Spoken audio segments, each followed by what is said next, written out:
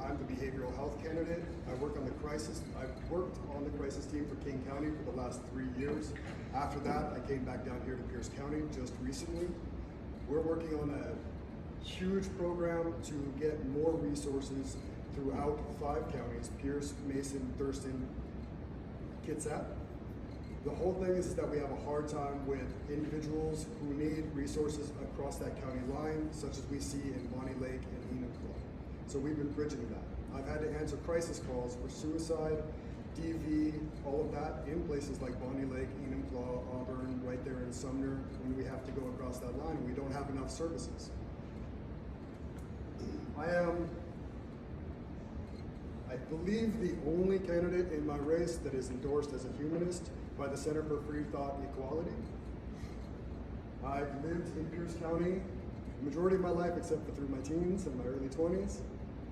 I was born here. My parents were met together over at the White River High School. I myself went to Daffodil Elementary until it sank, which is when we start talking about environmental issues, such as the sinking of schools in Sumner and how we just built a bunch of warehouses on the same swampland. These are all things that we have to experience together and that we have to find answers for. Okay, what are the 3 top issues facing Pierce County, and how would you address these issues? The 3 top issues facing Pierce County, one is going to be the infrastructure. We have way too much overdevelopment happening right now and no planned infrastructure in place beforehand. We have places like, I always mispronounce it, Talali, whatever that is, Tahali, thank you, Tahali, which they're planning right now a road to go through Ording and up through South Hill, through the 100-acre woods, which is an area that has been designated by the Parks Department as a future holdings, so that we can have natural lands and green belts in the future. Also, the lack of behavioral health and crisis response, specifically in East Pierce County. We don't have any official community-based teams that respond to crisis outside of Tacoma. We've had to do it ourselves on the orders level, and I've had to come down from the King County teams to come down. I've had to bring people down across that border to be able to get in. We don't have anybody at all that responds to crisis for youth. Okay, what policies would you support to increase equity and inclusion of people and communities of color, immigrants, LGBTQ, women, homeless people, and people with disabilities? That's really broad. It's a big problem.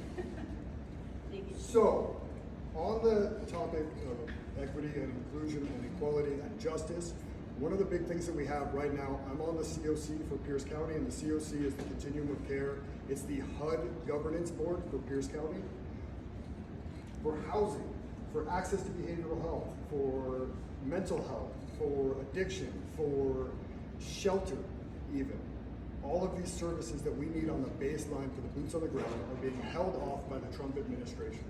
Last year, they tried to cut all funds for individual community, or for the entire county, if any community organization that received COC funds served the LGBTQ.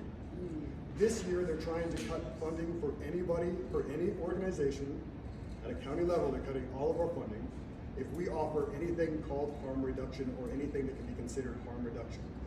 When you consider good jobs and environmental protection, what jobs would you like to see come into our county, and how would you promote them?